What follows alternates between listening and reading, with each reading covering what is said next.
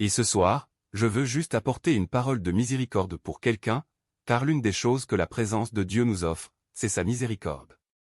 Ainsi, en sortant d'ici, vous deviendrez un bénéficiaire de tout ce que la miséricorde procure, au nom de Jésus-Christ. Et donc, très rapidement, pendant ce court laps de temps dont je dispose, je veux juste vous montrer ce que la miséricorde fait, puis vous montrer comment vous approprier la miséricorde, et ensuite je prononcerai une parole sur vous très rapidement et nous aurons terminé. Alléluia. Lorsque vous étudiez votre Bible, l'un des schémas constants que vous trouverez, en ce qui concerne la manifestation de la miséricorde, est le fait que la miséricorde est une force qui apporte l'exonération du jugement. Partout où la miséricorde de Dieu est à l'œuvre, les gens sont exemptés de destruction. La Bible nous le dit dans Lamentations chapitre 3, versets 22 et 23, « C'est par la miséricorde de l'Éternel que nous ne sommes pas consumés, car ses compassions ne défaillent point, elles se renouvellent chaque matin. » Vous savez, en interagissant avec Dieu, vous découvrirez que Dieu est un aide, et dans l'économie de l'aide, il y a 3 dimensions. La première dimension de l'aide est ce que nous appelons l'intervention. Souvent, les gens traversent des situations, des circonstances qui dépassent leur capacité immédiate et ils ont besoin d'une aide divine. La manière dont Dieu intervient dans votre situation pour changer votre histoire est ce que la Bible reconnaît comme une intervention. La deuxième dimension de l'aide que vous trouvez en Dieu est ce que la Bible appelle la restauration. L'intervention vous arrive lorsque vous traversez le problème. Mais la restauration se produit lorsque vous êtes déjà vaincu. Mais vous voyez, lorsque vous marchez avec Dieu, il n'y a pas de « trop tard ». Même lorsque vous êtes vaincu, même lorsque vous avez perdu, il y a des choses en Dieu qui lui permettent d'inverser les temps et les saisons et de vous ramener ce que vous avez perdu. Donc, si Dieu n'est pas intervenu dans votre affaire, Dieu a toujours la capacité de restaurer. En fait, il ne restaure pas seulement ce que vous avez perdu.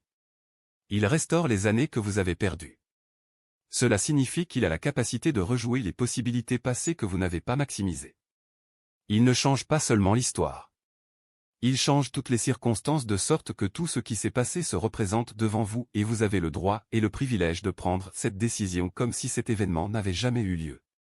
Ainsi, Dieu n'intervient pas seulement, il restaure. Et puis, quand Dieu restaure, il ne s'arrête pas là. La troisième chose dans l'économie de l'aide de Dieu est ce que nous appelons la préservation. Car après que Dieu a restauré, Dieu vous préserve maintenant afin que vous ne retourniez pas dans cette circonstance pour subir le reproche et les pertes que vous avez subies. C'est l'une des choses qui est incluse dans le contexte de la miséricorde de Dieu. Si vous étudiez 1 Samuel chapitre 7, des versets 12 à 14, nous voyons qu'Israël était dans une situation où ils avaient perdu leur héritage, perdu leur gloire, perdu leur honneur. Ils sont littéralement devenus esclaves entre les mains de leurs ennemis, et Dieu est intervenu, et nous avons vu les 3 expressions de l'aide de Dieu. La première chose qui s'est produite, c'est que la Bible dit que Dieu tonna du ciel et mit en déroute les ennemis pendant qu'ils fuyaient. Dieu ne s'est pas arrêté là.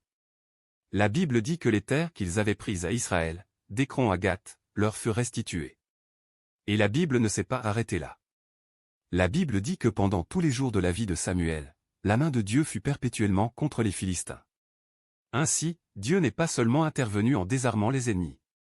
Il a restauré ce qu'ils avaient perdu. Et il n'a pas seulement restauré ce qu'ils avaient perdu, il l'a gardé pour eux afin que l'ennemi ne puisse plus s'en emparer. Je ne sais pas qui est venu ici en faisant confiance à Dieu pour un toucher. Mais je me tiens sous l'onction du Saint-Esprit. Et je décrète et déclare sur vous, en sortant de cette réunion, vous sortez avec l'intervention. En sortant de cette réunion, vous sortez avec la restauration. Certains d'entre vous ont perdu des choses qui donnent l'impression que votre vie ne comptera plus jamais.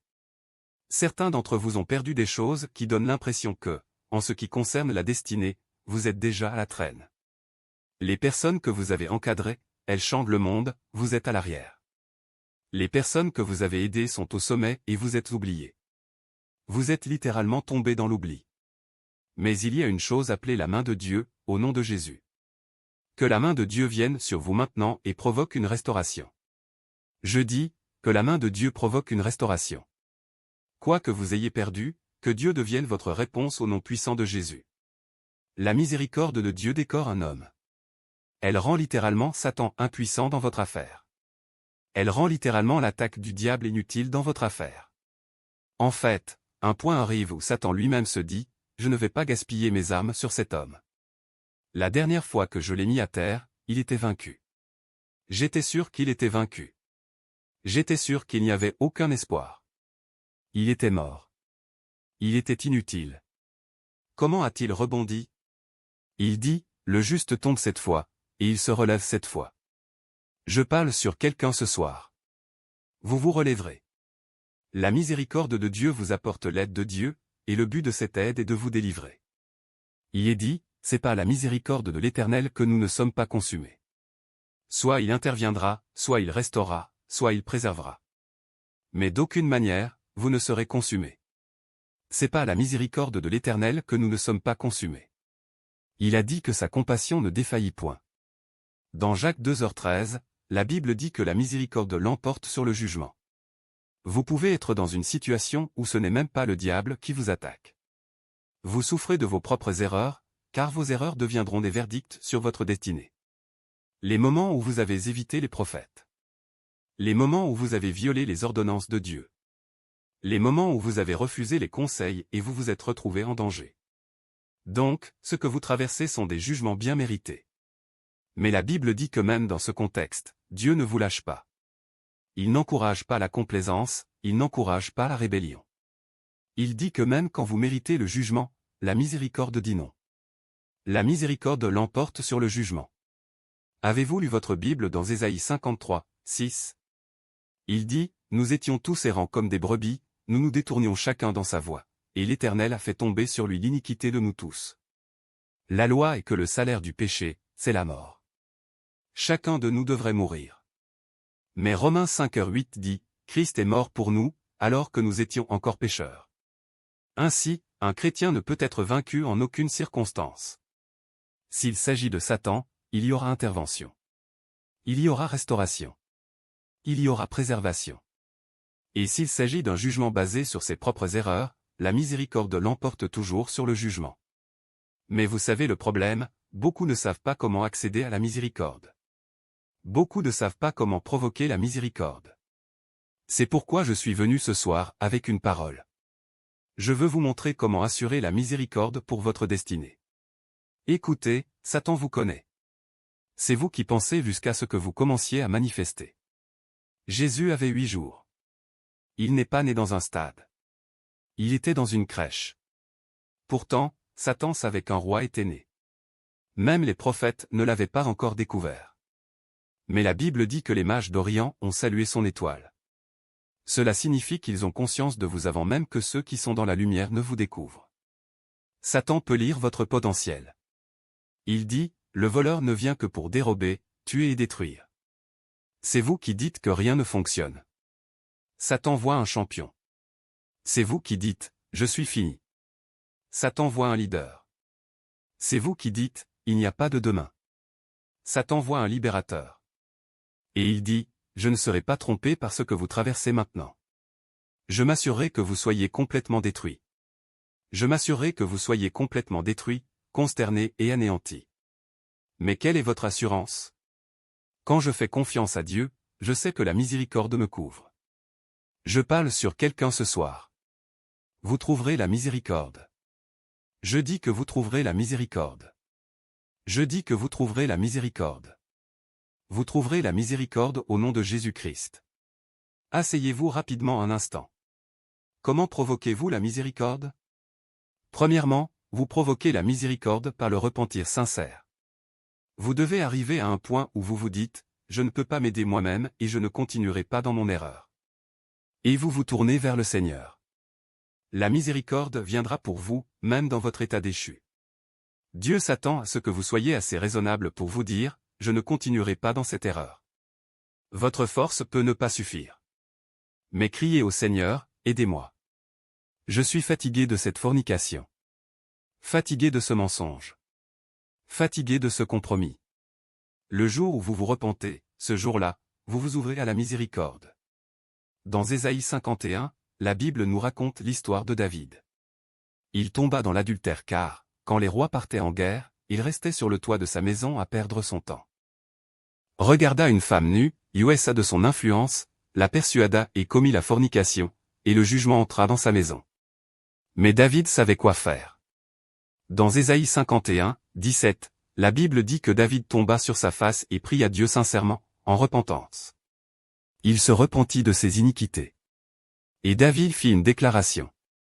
Il dit, un cœur brisé et un esprit contrit. Il dit, tu ne mépriseras point, ô Éternel. Vous savez pourquoi la plupart d'entre nous n'ont pas trouvé la miséricorde? Nous avons commencé à aimer l'iniquité. Nous avons commencé à aimer les voies des ténèbres. Et parce que nous continuons là, Satan continue de nous attirer et il nous détruit. Il vous maintient dans le compromis et il vous maintient impuissant. Le jour où vous vous direz, je ne continuerai pas sur cette voie, la miséricorde vous trouvera. La première façon d'obtenir la miséricorde est de se repentir sincèrement, dans la contrition. La Bible dit dans Proverbe 28, 13. Celui qui cache son péché ne trouvera pas miséricorde. Si vous avez besoin de miséricorde dans votre vie, vous devez dire à Dieu que vous êtes fatigué de vos iniquités et vous devez vous repentir. La deuxième façon d'obtenir la miséricorde est de placer votre foi dans l'œuvre accomplie du Christ. Dans Tite 3h5, la Bible dit, il nous a sauvés, non à cause d'actes de justice que nous aurions faits, mais selon sa propre miséricorde. Bien sûr, d'un côté, vous vous repentez, mais de l'autre côté, vous devez faire confiance à Jésus, pas à vous-même. Car si vous vous faites confiance, vous tomberez 1000 fois. Votre volonté est déjà compromise. Votre émotion est déjà corrompue. Vous aurez donc besoin de faire confiance à celui qui était pur et saint. La deuxième façon d'accéder à la miséricorde est de dire à Dieu, je ne me fais pas confiance. Je ne dépends pas de moi-même. Je m'appuie sur ta puissance. Je m'appuie sur Jésus, le Sauveur qui est venu me sauver. Voyez, la plupart d'entre nous, nous faisons confiance à Dieu pour la miséricorde, mais notre confiance est dans les gens. Cet homme qui vous a promis quelque chose, vous pouvez attendre 3 mois, mais vous n'allez jamais à Dieu pour dire, Seigneur, je dépends de toi. Et souvent, les hommes échouent. Il dit que le bras de chair vous abandonnera. Vous n'êtes la priorité de personne. C'est pourquoi vous devez faire confiance à Jésus si c'est la miséricorde que vous cherchez. Mais vous voyez, quand la miséricorde commence à agir pour vous, même vos ennemis peuvent être utilisés par Dieu pour vous élever. Malheur à celui qui se confie dans le bras de chair. Il dit que le bras de chair vous défaillira. La deuxième façon d'accéder à la miséricorde est de se reposer entièrement sur Jésus-Christ. La troisième façon d'accéder à la miséricorde est de montrer de la miséricorde aux autres. Vous trouvez des gens qui disent, Seigneur aide-moi. Mais ils ne peuvent pas aider ceux qu'ils devraient aider. Ils ne peuvent pas aider ceux qu'ils sont capables d'aider. Si vous ne pouvez pas aider, vous ne pouvez pas trouver d'aide. Si vous ne pouvez pas montrer de miséricorde, vous ne pouvez pas obtenir de miséricorde. Jésus enseignait dans Matthieu 5h7, Heureux les miséricordieux, car ils obtiendront miséricorde. Jacques 2h13 dit, Car le jugement sera sans miséricorde pour celui qui n'a pas fait miséricorde. Mais la miséricorde triomphe du jugement. Vous demandez à Dieu de vous délivrer d'une dette de 10 millions. Mais il y a quelqu'un d'autre qui a besoin de 1000. 1000, ce n'est rien pour vous, mais vous ne pouvez pas donner à la personne. S'il est si difficile pour vous de donner à la personne qui a besoin de 1000, comment vous attendez-vous à ce que 10 millions vous soient accordés? L'une des choses que vous apprendrez dans l'école de l'esprit, c'est que ce que Dieu fait pour vous est une amplification de ce que vous faites aux autres. Tout ce que vous faites aux autres, soyez assurés que cela sera amplifié et renvoyé vers vous. Voyez, quand vous voyez beaucoup de gens pleurer, on dirait que Dieu n'écoute pas. Ce n'est pas vrai. C'est parce qu'eux-mêmes ferment leurs oreilles quand les autres les appellent à l'aide. Parce que la réponse que vous cherchez est entre les mains d'un autre homme. Si Dieu amène cet homme à vous apporter cette réponse, Dieu vous amènera d'abord à apporter une réponse à quelqu'un d'autre. Car même vous, qui êtes dans le besoin, vous êtes une réponse pour une autre personne. La miséricorde est pour ceux qui montrent de la miséricorde. Numéro 4, comment obtenez-vous la miséricorde? Par l'humilité et la contrition. Chaque fois que Dieu trouve un homme humble, Dieu tend la main. Dans Luc 1h5, il est dit que sa miséricorde s'étend sur ceux qui le craignent. Dans Jacques 4h6, il est dit que Dieu résiste aux orgueilleux, mais donne sa grâce aux humbles. Certaines personnes sont si fières que même en présence de Dieu, elles ne peuvent pas s'humilier. Pourquoi y a-t-il une adoration? Ils font leur truc parce qu'ils pensent que c'est une réunion sociale. Quand vous adorez Dieu, vous perdez leur temps. Et ce sont les mêmes personnes qui espèrent que Dieu est assez fort pour les délivrer de leurs problèmes. Si Dieu n'est pas assez fort pour vous briser, ce n'est pas votre problème. Dieu est assez fort pour gérer. Si vous voulez trouver la miséricorde, vous devez entraîner votre âme à apprendre la voie de la contrition. David tomba sur sa face et dit, un cœur brisé et un esprit contrit. Il dit, tu ne mépriseras point, ô Éternel. En raison de notre temps, quelle est la dernière façon d'obtenir la miséricorde? Et c'est là que cette réunion s'applique, c'est en criant pour la miséricorde. Une session d'adoration comme celle-ci n'est pas un lieu pour chanter ou exhiber des talents. Écoutez, le but de l'adoration n'est pas de montrer nos dons. Le but de l'adoration est premièrement de glorifier Dieu pour qui il est. Deuxièmement, écoutez, le but de l'adoration n'est pas de montrer nos dons. Le but de l'adoration est premièrement de glorifier Dieu pour qui il est. Deuxièmement, de nous soumettre en allégeance à son autorité et à son gouvernement. Et troisièmement, qu'en l'adorant et en lui nous soumettant, sa présence descende. Si Dieu n'est pas glorifié, si nous ne nous soumettons pas à son autorité et si sa présence ne vient pas, ce qui se passe est du théâtre. Ce n'est pas de l'adoration. C'est pourquoi je dis aux gens que l'adoration n'est pas une chanson. Bien que nous adorions par le chant, l'adoration est plus profonde que le chant. La première fois que le mot « adoration » a été utilisé dans l'Écriture, personne ne chantait. Genèse 22h05, Abraham allait sacrifier Isaac. Il dit, je monte là-haut pour adorer. Car c'est un lieu où vous lui donnez sa place. Vous êtes le roi. Je suis le serviteur. Et ensuite, vous vous humiliez devant lui. Et quand vous faites cela, il introduit sa présence. Maintenant, quand sa présence vient, elle devient un buffet où vous pouvez choisir tout ce que vous cherchez, car sa présence est son poids. Sa présence est qui il est. Son essence. Capturé dans sa présence se trouve sa puissance. Capturé dans sa présence se trouve sa bonté. Capturé dans sa présence se trouve sa bienveillance. Capturé dans sa présence se trouve sa surabondance, sa magnificence, son approvisionnement inexprimable. Ainsi, un homme qui a suivi le protocole pour faire descendre la présence de Dieu, s'il s'en va, n'est pas sage. Non. Quand la présence de Dieu descend, nous ne nous en allons pas. Nous l'embrassons. Il est dit que les temps de rafraîchissement viennent de la présence du Seigneur. Ainsi, quand la présence du Seigneur descend, un talentueux peut devenir un vétéran. Un homme faible peut devenir un homme fort. Un homme frustré peut devenir béni, car c'est le buffet. Oh, beaucoup ne sont pas conscients que c'est un buffet. Vous savez ce que certains d'entre nous font. Nous attendons la présence. Je sais que je manque de puissance.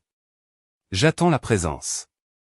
Quand la présence vient, je prends la puissance. Je sais que je manque de faveur. J'attends la présence. Quand la présence vient, je prends la faveur. Je sais que je manque de vitesse. Quand la présence vient, je prends la vitesse. Certains d'entre vous ne savent pas comment faire du shopping dans l'esprit. Pierre a parlé de rafraîchissement, les temps de rafraîchissement viendront. C'est pourquoi vous obtenez la miséricorde dans la présence. Vous savez ce qu'ils lui ont dit que Jésus passait? Il dit, qui est ce Jésus? N'est-ce pas le fils de David qui a ressuscité les morts, qui a guéri les malades? Ils disent, oui. J'ai lu cette écriture. J'ai été humilié. Monsieur, il ne suffit pas de suivre Dieu. Sachez quoi faire quand Dieu est là. La multitude suivit Jésus à Jéricho. La multitude sortit. Personne ne reçut. Mais le type qui ne l'a pas suivi dans la ville. Il était assis à la porte. Mais il savait que quand Dieu est là, tout est possible. Qu'a-t-il fait? Fils de David, aie pitié. Fils de David, aie pitié de moi. Fils de David, aie pitié. Maintenant, écoutez ceci. Il a finalement suivi Jésus, car il est plus important de le suivre. Mais si vous le suivez et que vous ne savez pas comment recevoir de lui, vous suivrez et serez frustré. Avez-vous lu l'histoire de la femme qui avait un flux de sang? Les hommes pressaient Jésus. Cela signifie que la présence était étouffée, saturée. Tout le monde avait accès, mais une seule a touché. Une seule a insisté, une seule a agi. Vous recevez la miséricorde en demandant la miséricorde. Certains d'entre nous n'ont pas assez demandé. Peut-être y a-t-il quelque chose en quoi vous confiez. Mais ceux d'entre nous pour qui Dieu seul est notre espérance. Chaque fois que nous parvenons à voir sa tangibilité, oh, nous ne restons pas silencieux. Nous ne restons pas silencieux. Restaure, restaure, et pitié. Et quand vous pleurez, alors on vous décore avec les choses que seul le ciel peut fournir. C'est alors que les gens vous regardent, la vitesse vient dans votre vie, et ils se demandent comment vous pouvez faire cela.